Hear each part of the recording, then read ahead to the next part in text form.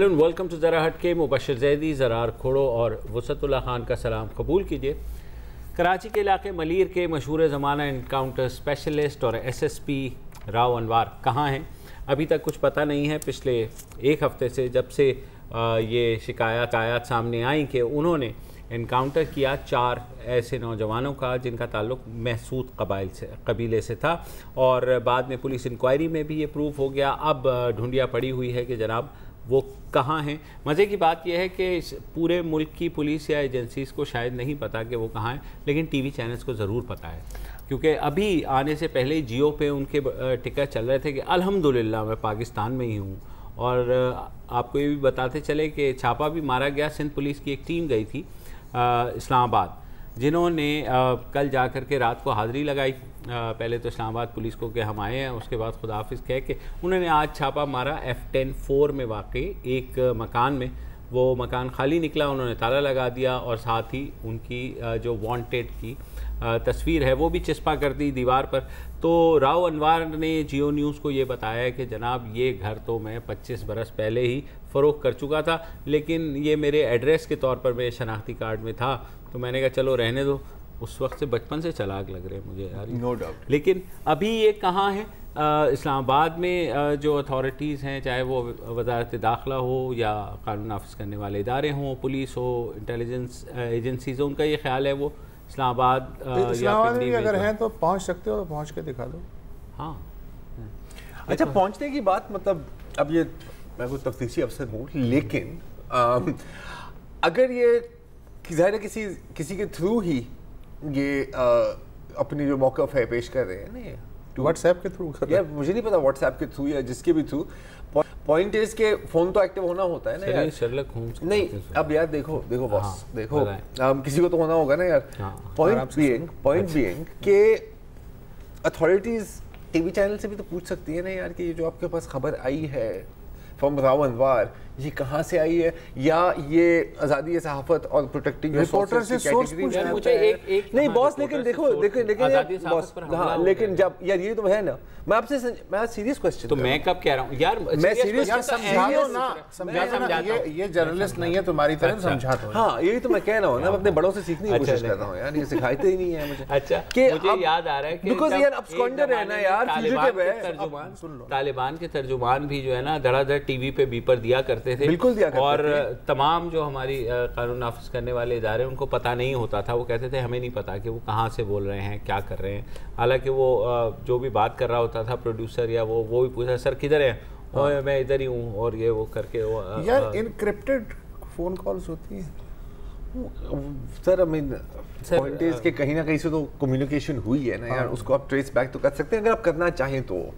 پہلے تو یہ ٹریس کریں نا کہ انکرپٹڈ فون اگر ہے تو آیا کہاں سے. ویل ابھی میں پڑھا تھا کہ یہ سابق FIA کے ہیڈ کا ابھی کہنا ہے, میں خیال شاید سما ٹی وی پہ تھے یا دنیا ٹی وی پہ, کہ جی اگر واٹس ایپ کر رہے ہیں تو فون تو آن ہے, اگر فون آن ہے تو پھر ٹریس ہو, لوکیشن بھی آن ہے.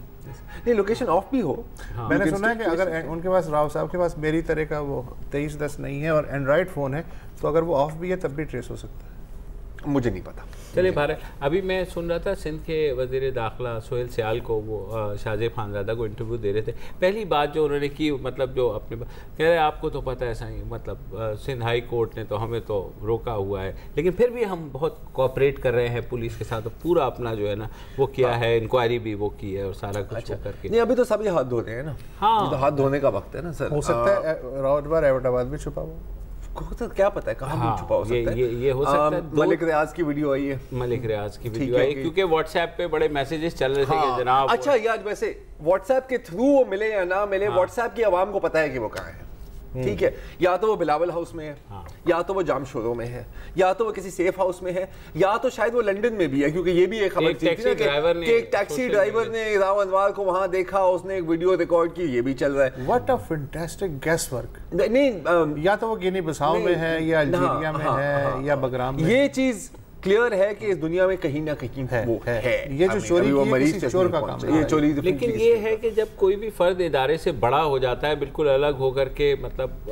تو جب ایسا ہوتا ہے تو اس کے بعد اس کو بھی یہ بات پتہ ہے کہ اگر میں پکڑا گیا, ٹھیک ہے, تو کوئی نہ کوئی مجھے ایلیمینیٹ بھی کر سکتا ہے. آپ کو پتہ ہی نہیں چلتا نا وہ کہاں گیا ہے. ابھی آپ کہہ بھی دیں گے نا کہ کہاں ہے, ابھی تحقیقات ہو رہی ہیں اس کے خلاف, تحقیقات ہو رہی ہیں, یہ بھی نہیں بتایا جائے گا کہ اس کو عدالت میں پیش کریں گے نہیں کریں گے, اس کے ملٹری کورٹ میں مقدمہ چلے گا. میں عزیر بلوچ کی بات کر رہا ہوں. تو اس کے بعد جو ہے اچانک سہولت مرزا کا جیسے ہوا تھا کہ پھانسی سے پہلے ویڈیو آ جائے گی کہ جناب یہ تو یہ چکر ہو رہا تھا. نہیں, آپ راؤ انوار کے بارے میں ابھی اتنا خوفناک سینیریو نہیں, میں تو ایک کمپیریزن ڈرا کر رہا ہوں ود ادرز کے جو.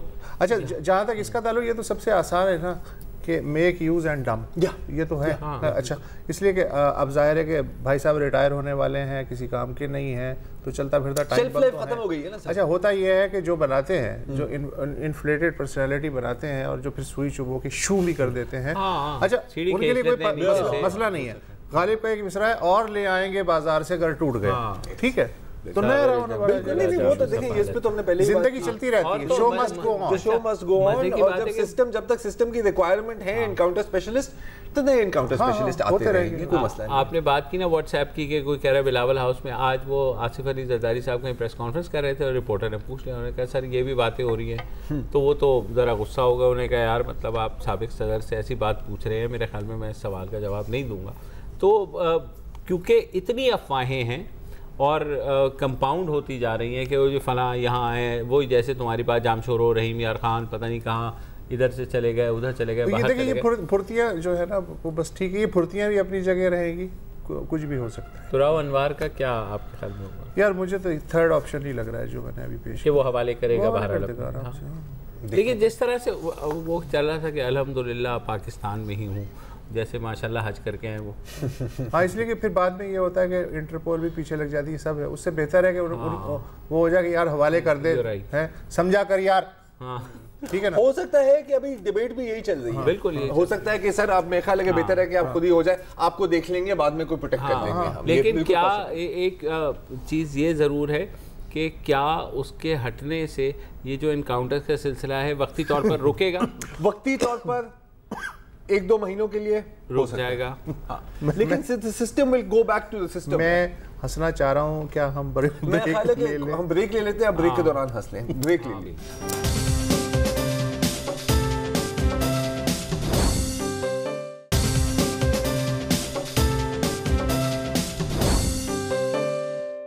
Welcome back.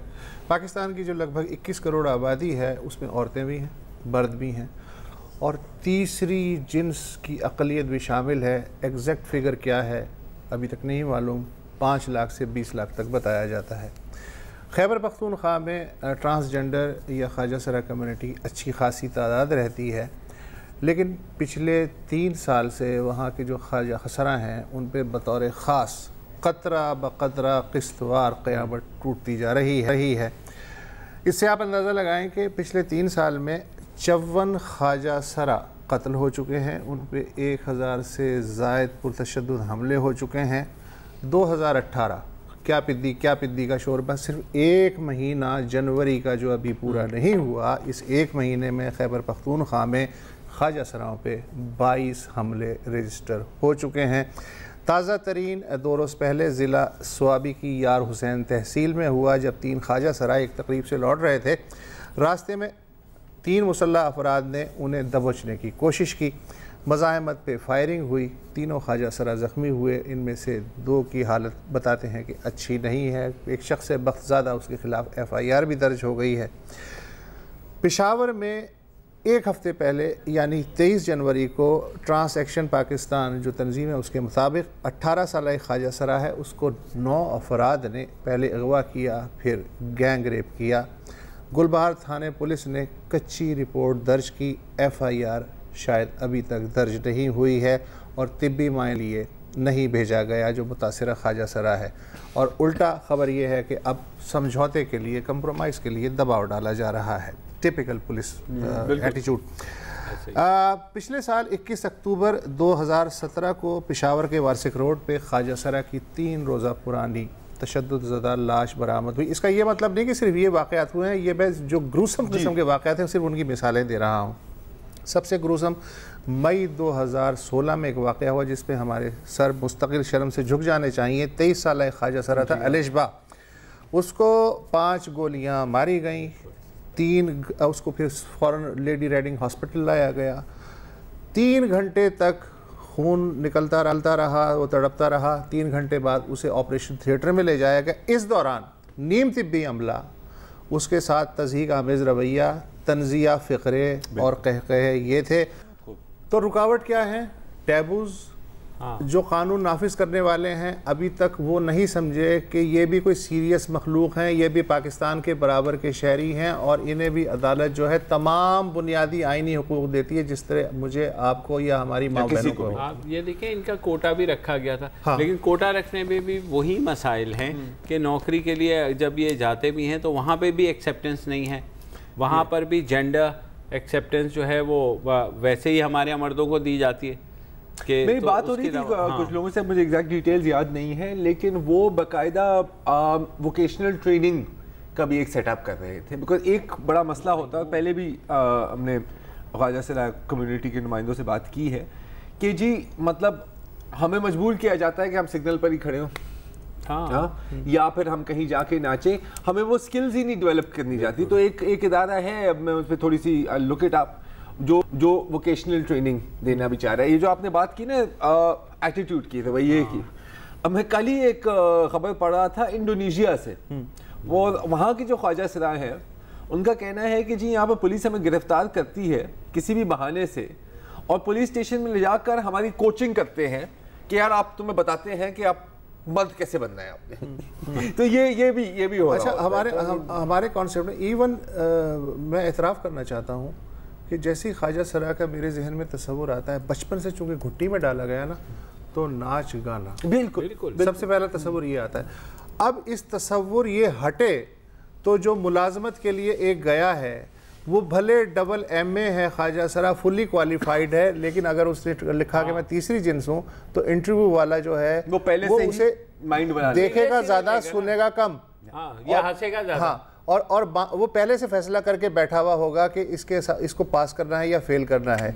यही वजह है कि कोर्ट के फैसले के बावजूद सरकारी इदारे, मुझे नहीं मालूम कि कितनी इनके का कोटा है या क्या नौकरी दे रही, प्राइवेट इदारे, इवन प्राइवेट स्कूल्स, इवन घर जिसमें कि 4 बच्चों में अगर एक में कोई टेंडेंसी है तो उसको सप्रेस किया जाता है, और उसको अगर स्कूल भेजा भी जाए तो स्कूल वाले कहते हैं सर माजरत है, आप अगर मुझे याद है कभी कामी सेठ को हम बुलाएंगे, वो मैं अभी उनके साथ था, तो उनकी जो स्टोरी सुनने वाली है वो यही कहते कि मैं स्कूल में था, स्कूल में सब छेड़ते थे, टीचर्स, स्टूडेंट्स, ये वो कह रहे मोहल्ले में छेड़ते हैं, घर वालों का एक वो रवैया ऐसा हो जाता है कि जैसे बिल्कुल घर वालों की आपने बात की ना। हाँ। थोड़ी देर पहले मैं एक डॉक्यूमेंट्री देख रहा था, उसमें ख्वाजा सरा था, तो जब पता लगा कि वो तीसरी जिन्स का है तो माँ ने उसको घर से बाहर निकाल दिया।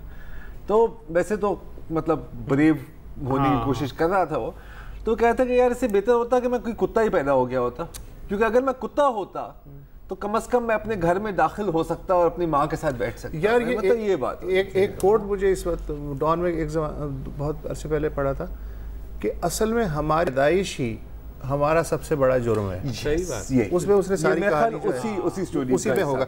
अच्छा, हमारे साथ खैबर पख्तूनख्वा में जो बिलखुसूस टारगेट किया जा रहा है ख्वाजा सरा कम्युनिटी को, तो उस पर बात करने के लिए उनके कमर नसीम साहब हैं, बहुत ज़बरदस्त एक्टिविस्ट हैं, लेकिन ब्रेक का टाइम लेने है, और ब्रेक के बाद कमर नसीम साहब से हम ज़रा इस मसले पर तफसीली गुफ्तगू करके इसकी तह में पहुंचने की कोशिश करेंगे उनकी मदद से, खास तौर पे जो तशद्दुद का है। हाँ, ब्रेक ले लीजिए।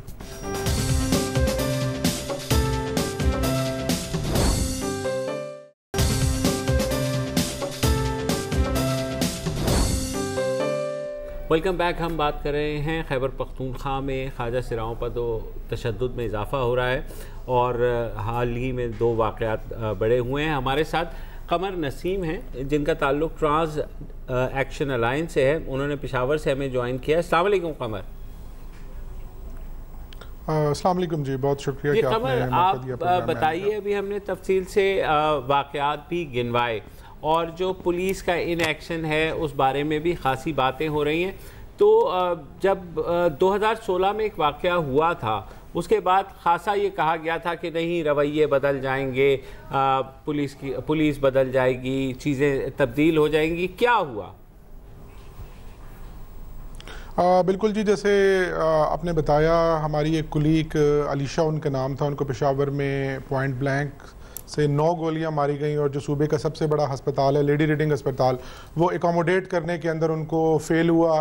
نہ صرف یہ کہ جو طبی عملہ تھا ان کی طرف سے، بلکہ جو عوام تھی ان کی طرف سے بھی ایک بڑی ریزسٹنس تھی، جیسے کہ بتایا پروگرام میں بھی کہ نہ ان کو مردوں کے وارڈ میں ٹکنے دیا گیا، نہ ان کو عورتوں کے وارڈ میں ٹکنے دیا گیا، اور اسی حالت کے اندر ان کی جو ہے وہ موت بھی واقع ہوئی۔ ہم نے جو بنیادی طور پر 2015 سے ان واقعات کو آرگنائز طریقے سے رپورٹ کرنا یا ریکارڈ کرنا جو ہے وہ شروع کیا، کیونکہ جب ہماری ٹرانسجنڈر کمیونٹی کے ساتھ تمام ڈسٹرکٹس کے اندر ہم نے دیکھا اور بات کی، تو ہماری سوچ یہ تھی بنیادی طور پر، اور یہ ایک بڑا انٹرسٹنگ یہ تھا کہ یہ شروع کس طرح ہوا خیبر پختونخوا سے، اور سارے کیسز خیبر پختونخوا سے ہی رپورٹ کیوں ہو رہے ہیں۔ بنیادی طور پر پورے پاکستان کے اندر تمام صوبوں کے اندر جو وہ ہے وائلنس اتنا ہی یا شاید اس سے زیادہ بعض صوبوں کے اندر موجود ہو، لیکن خیبر پختونخوا کے جو خواجہ سرائیں ہم نے دیکھا کہ انہوں نے باقاعدہ ایک موومنٹ کی صورت میں جو ہے وہ ایک رائٹ بیس موومنٹ جو ہے وہ ٹریگر کی، اور وہ سامنے آئے اور انہوں نے چوز کیا کہ ان واقعات کو ڈاکومنٹ کیا جائے، رپورٹ کیا جائے، اور یعنی اپنی جو ایڈوکیسی ہے اس کے اندر ان کو ڈیٹا جو ہے اس کو شامل کیا جائے۔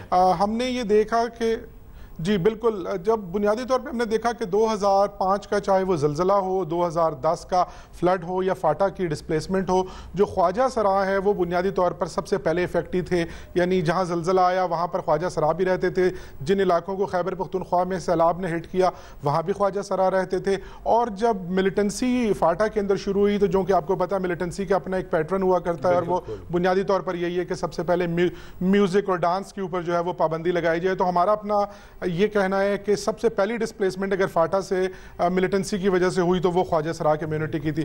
جب ہم نے اس سے پوچھا حکومتی اداروں سے اور جو غیر سرکاری ادارے ہیں اور جو UN کی ایجنسیز ہیں، اور جب ہم نے ان سے پوچھا کہ جو ڈیزاسٹر مینجمنٹ کا جو رسپانس ہے اس کے اندر خواجہ سراؤں کو شامل کیوں نہیں کیا گیا یا کیوں نہیں کیا جا رہا، تو ان کے پاس اس کا کوئی جواب جو ہے وہ موجود نہیں تھا۔ چاہے وہ آف کیمپ ہو، چاہے وہ ان کیمپ ہو، ان کو کسی قسم کی سہولیات فراہم نہیں کی گئیں، چاہے وہ اقوام متحدہ کی ایجنسیز تھیں، چاہے انٹرنیشنل آرگنائزیشنز تھیں یا ہمارے حکومتی ادارے تھے۔ تو خیبر پختونخوا کے جو خواجہ سرائے ہیں وہ جمع ہوئے مختلف 18 ڈسٹرکٹ سے، اور ان سے ہم نے بنیادی طور پر سوال یہ کیا کہ ان کی جو سچویشنز ہے، کی پریورٹی کے جو ایریاز ہیں جن کے لیے وہ رسپانس چاہتے ہیں وہ کیا ہیں۔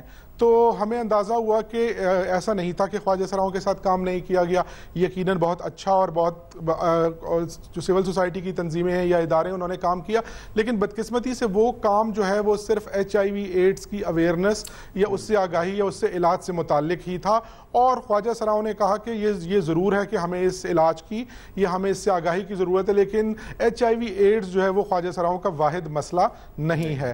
تو پھر جب ہم نے ان سے 5 کوشش کی کہ 5 کی پریورٹی یا 4 کی پریورٹی ایریاز کہاں پر ہیں جہاں پر وہ رسپانس چاہتے ہیں سول سوسائٹی سے یا وہ خود آگے آ کر ان چیزوں کو ایڈریس کرنا چاہتے ہیں، تو سب سے پہلا جو تھا وہ تھا حفاظت، یعنی وائلنس کے کیسز انہوں نے کہا ہمارے ساتھ بہت زیادہ ہوتے ہیں، extortion, killing, rapes, gang rapes, intimate partner violence, یہ بہت زیادہ ہوتے ہیں اور ہمیں کسی قسم کی حفاظت کی سہولت میسر نہیں ہے۔ دوسری انہوں نے صحت کی بات کی کہ صحت تک رسائی جو ہے وہ ان کے لیے ایک بہت بڑا چیلنج ہے۔ پھر اس کے بعد ہاؤسنگ کی بات کی کہ جو بنیادی فلیکسیبل یا افورڈیبل ہاؤسنگ ہے وہ بہت بڑی آج بھی پورے پاکستان میں اور بہت سارے ملکوں میں دیگر بھی ایک بہت بڑا مسئلہ ہے۔ وہ چھوٹے چھوٹے کمرے دلازاک روڈ پشاور کے اندر یا صدر میں جو عام افراد کو 2 سے 3 ہزار روپے کرائے پر ماہوار مل سکتے ہیں، خواجہ سرا کے لوگوں کو وہی جو ہے 25 سے 30 ہزار، 18 سے 20 ہزار میں وہی کمرہ جو 2 سے 2.5 ہزار روپے کا ایک عام 7 بائی 7 کا کمرہ ہے وہ ان کو 18 سے 20 ہزار کا ملتا ہے۔ ٹرانسپورٹیشن کا ایک بہت بڑا مسئلہ ہے کہ وہ نا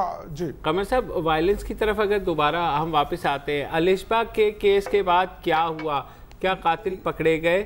پولیس کا رویہ بدلا؟ لیکن ابھی جو گزشتہ ہفتے جو ہے گینگ ریپ ہوا ہے ایک 18 سالہ خواجہ سرا کا، اس کے بارے میں پھر وہی رپورٹ آئی کہ پولیس نے ابھی تک پکی FIR نہیں کاٹی۔ ایک اور چیز اسی آپ ہی کے سوال میں ایڈ کرنا چاہتا ہوں قمر نسیم کہ یہ کیا وجہ ہے کہ پچھلے 1 سال سے بالخصوص تواتر کے ساتھ خواجہ سراؤں کے خلاف وائلنٹ تشدد کی خبریں مسلسل آ رہی ہیں؟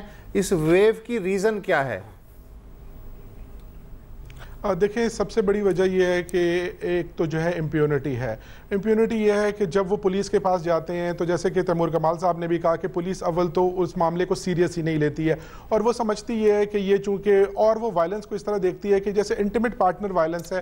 جو 54 خواجہ سرا خیبر پختونخوا کے اندر قتل ہوئے ہیں, ان کے اندر 42 خواجہ سراؤں کو ان کو اپنے ہی دوستوں یا پارٹنرز نے قتل کیا ہے. اور اس کے علاوہ باقی پھر ایسے کیسز ہیں جہاں پر کسی وائلنٹ واقعے میں مارے گئے ہیں, کسی تشدد میں مارے گئے ہیں, یا دوستی نہ کرنے کی بنیاد پر, جیسے آپ نے بتایا ورسک روڈ پہ ایک حاجرہ نامی خواجہ سرا کو اس لیے ذبح کر دیا گیا آج سے کچھ عرصہ پہلے کیونکہ اس نے ایک شخص کے ساتھ دوستی کرنے سے انکار کیا تھا. پھر ریسنٹلی ایک ٹرانسجینڈر ایکٹیوسٹ سپوگمئی کو پشاور میں اس کے جو پارٹنر ہے اس نے کچھ مالی تنازع کے اوپر جو ہے وہ قتل کیا. اس وقت ریسنٹلی سونیا نامی خواجہ سرا کو جبڑے کے اندر گولی لگی ہوئی ہے, اس کے چہرے پر گولیاں ماری گئی ہیں, وہ بھی اس وقت جو ہے وہ زیر علاج ہے. جو شمع کا جو گینگ ریپ کیس رپورٹ ہوا, تو جب پولیس کے پاس جاتے ہیں عموماً تو پولیس کا جو رویہ ہے وہ بہت ہی نامناسب ہوتا ہے. اچھا قمر صاحب, تعلیم جیسے بات ہوتی ہے کہ زیادہ تر اسکولوں میں ایکسیپٹنس نہیں ہے, ان کی تعلیم کے لیے کوئی ایسا سلسلہ بنا ہے کہ ٹورڈز دا پھر جاب بھی جائیں؟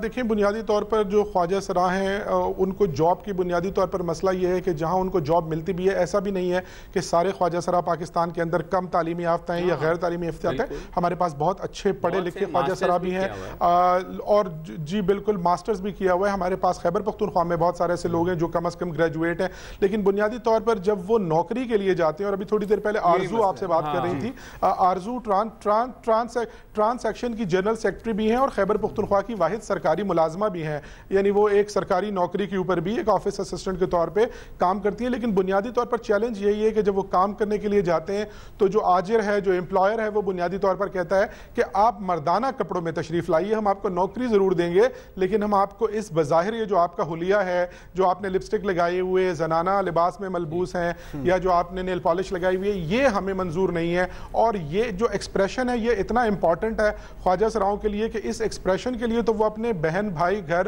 رشتے چھوڑ دیتے ہیں, تو وہ ایک نوکری ان کو پھر بہت معمولی چیز لگتی ہے اور وہ اس کے لیے جو تیار نہیں ہوتے. آپ نے اور بڑی امپورٹنٹ میں ایک چیز بھی آپ سے بات بتانا چاہتا ہوں کہ جو اپرچونٹیز دی جائیں, تو جیسے کہ اس وقت جو وزیر اعظم کا سکل ڈیولپمنٹ پروگرام ہے اس کے اندر 45 خواجہ سراؤں کو ہم نے خیبر پختونخوا کے اندر جو ہے وہ انرول کیا ہوا ہے, اور وہ ٹیلرنگ اور جو ہے میک اپ کی جو بیوٹیشین کورسز ہیں وہ کر رہے ہیں, اور ان کا جو کورس ہے پہلا بیچ 45 خواجہ سراؤں کا اگلے مہینے کمپلیٹ ہونے جا رہا ہے, اور ان کی بہت دلچسپی ہے. ہم thank you so much. Thank you Qamar Naseem صاحب. ایک چھوٹی سی بریک لینی ہے, بریک کے بعد پھر واپس آتے ہیں.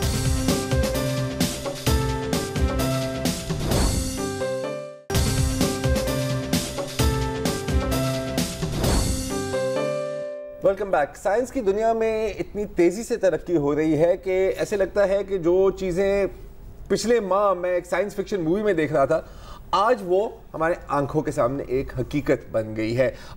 جیسے کہ کلوننگ, دہائیوں سے کلوننگ پر بات ہو رہی ہے. کلوننگ پروسیجر ہے کہ آپ کسی جاندار چیز کی ایک ایگزیکٹ ڈیٹو کاپی بنائیں down to the D N A helix. ٹھیک ہے, 1996 میں پہلی میجر کلوننگ ایکسپیریمنٹ ہوئی تھی ایک جاندار چیز کی, میمل کی, اور وہ تھی ڈالی. بھیڑ تھی, اور بھیڑ کا نام تھا ڈالی. ٹھیک ہے نا. ڈالی 1996 میں پیدا ہوئی, فروری 14 فروری 2003 انفیکٹ ویلنٹائنس ڈے ویئرڈلی انف کو فوت ہو گئی. بچے بھی پیدا ہوئے. It was a big experiment. اس وقت بڑی کنٹروورسی بھی ہوئی تھی کہ یار یہ ہونا بھی چاہیے یا نہیں بھی ہونا چاہیے. 15 سال لگے ہیں اس ایکسپیریمنٹ کو ریپیٹ کرتے ہوئے. بیچ میں مطلب مینڈک وغیرہ, خرگوش, ان کو تو کیا ہے, لیکن جو پرائمیٹس ہوتے ہیں جیسے بندر, چمپینزی اور ایک طرح سے انسان بھی, بالکل وہ نیکسٹ اسٹیپ وہ تھا. تو اب اسی ہفتے خبر آئی ہے کہ پہلے تو ڈالی تھی, اب ہے ہوا اور زونگ. یہ 2 بندر ہیں جو چین کے ڈاکٹرز نے کلون کیے ہیں, آپ کی ویڈیو پہ چل رہے ہیں, اور بہت ہی کیوٹ ہیں دونوں, اور ایگزیکٹ 100% ڈیٹو کاپی ہیں. اب لوگ کہیں گے کہ یار بندوں کو کلون کرنے کا کیا فائدہ ہے. پوائنٹ یہ ہے کہ اسٹیپنگ سٹون ٹیکنالوجی, اور نیکسٹ اسٹیپ اس کے بعد ہے اب इंसानों को क्लोन करना। अब जाहिर है कि इसके ऊपर बहुत, और मेरे पास एक लंबी लिस्ट भी है। आपके पास लंबी लिस्ट है? मेरे पास तो लिस्ट है जिनके कभी क्लोन बनने नहीं चाहिए, लेकिन मेरे पास उन्हीं की लिस्ट है, उन्हीं की लिस्ट है, बस फिर सही है, क्योंकि वैसे इतने बंदे हैं दुनिया में और बंदे मतलब छापने की क्या जरूरत है हमें।